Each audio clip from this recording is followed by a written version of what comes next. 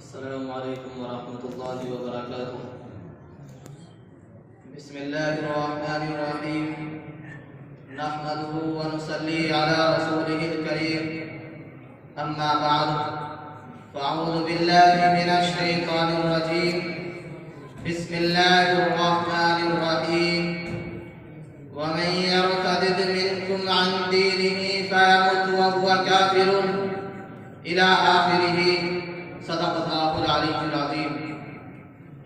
معصوم امنگیں گھوم رہی ہے دلدار کے جھولوں میں، معصوم امنگیں گھوم رہی ہے دلدار کے جھولوں میں، یہ کچی کلیاں کیا جانے کب ملنا کب مرجھانا ہے۔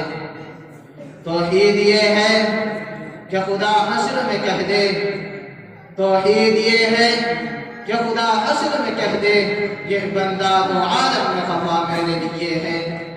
میرے مشفقوں ربی اساتذہ کرام و مہمانان اعزام اور عزیز ساتھیوں، آج ہم جس دور میں جی رہے ہیں یہ دور فکری ارتداد کا دور ہے، ذہنی غلامی کا دور ہے۔ ہر چہار جانب سے بولہبی الغار ہمارے اوپر حملہ آور ہے۔ ایسا لگتا ہے کہ قوم بت پرستی پر اتر آئی، عبادت خانے سنیما خانوں میں تبدیل ہوتے جا رہے ہیں۔ ہمارے نوجوان بچے اور بچیاں گناہوں میں ملوث ہوتے جا رہے ہیں۔ ہر طرف حق تلفی، ناانصافی، چوری، ڈکیتی اور عیاشی کا دورہ ہے۔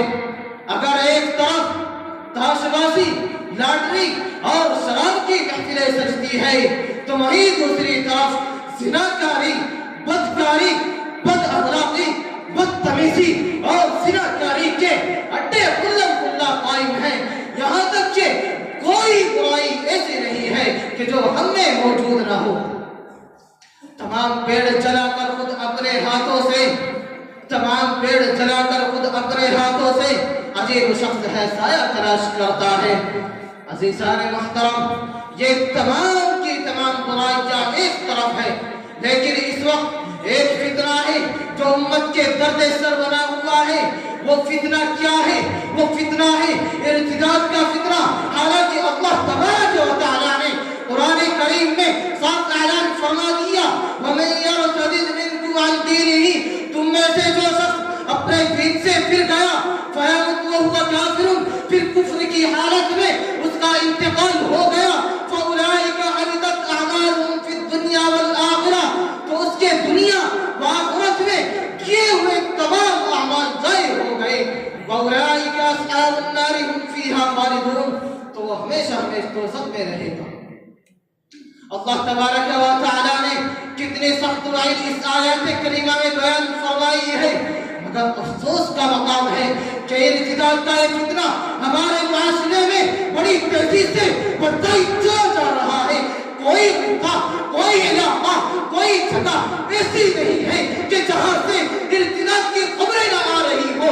پچھلے چند سالوں کا اگر جائزہ لیا جائے تو ہزاروں نہیں بلکہ لاکھوں بچیاں منصوبہ بند سازشوں کے تحت ارتداد کا شکار ہو چکی ہے، اور اس کا سب سے زیادہ شکار ہمارے وہ بچے اور بچیاں ہو رہی ہیں کہ جو اسلام اور اسلامی تعلیمات سے کوسوں دور ہے، جن کے ہاتھوں میں کلام اللہ کے بجائے موبائل ہے، جن کے گھروں میں دینی ماحول نہیں ہے، جن کو دینی تعلیم حاصل کرنے کی کوئی فکر نہیں ہے۔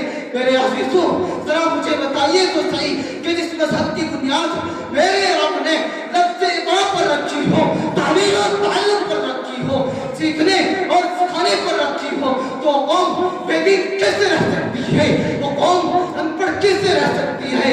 ارے تعلیم تو وہ سے ہے جو انسان اور حیوان میں فرق واضح کر دیتی ہے۔ تعلیم تو وہ سے ہے جو انسان کو مذہب کے مطابق جینے کا طریقہ سکھاتی ہے۔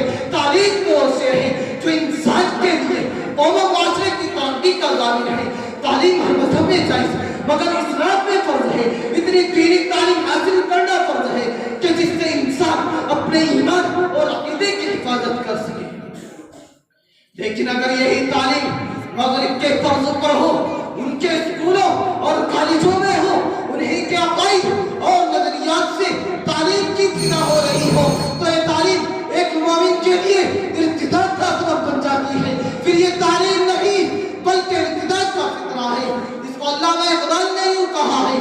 اللہ سے کرے دور، اللہ سے کرے دور۔ وہ تعلیم بھی فتنہ، املاک بھی، اولاد بھی، جہانگیر بھی فتنہ، نہ ان کے لیے اٹھے تو شمشیر بھی فتنہ، شمشیر ہی کیا تو نعرہ تکبیر بھی فتنہ۔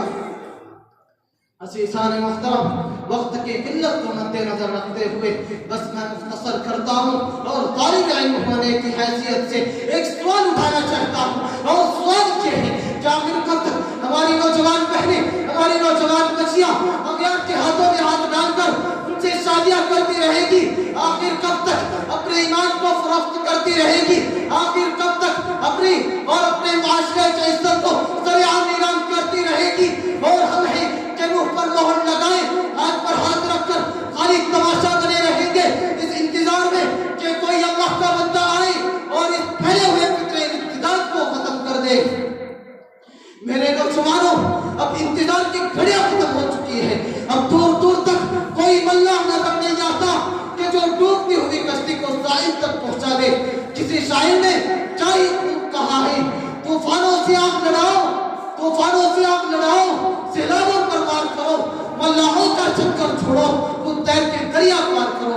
اس لیے میرے نوجوانوں، اب خود میدان میں آنا ہے، خود اپنی بہنوں اور بیٹیوں کی فکر کرنی ہے، ان کی تعلیم و تعلم کی فکر کرنی ہے، ان کی اچھی تربیت کرنی ہے، اور گھر میں دینی ماحول پیدا کرنا ہے، اور مخلوط نظام تعلیم سے پرہیز کرنا ہے، اور موبائل پر کڑے نظر رکھنی ہے۔ یہ تمام باتیں ہیں جن پر ہمیں غور و فکر کرنی ہے۔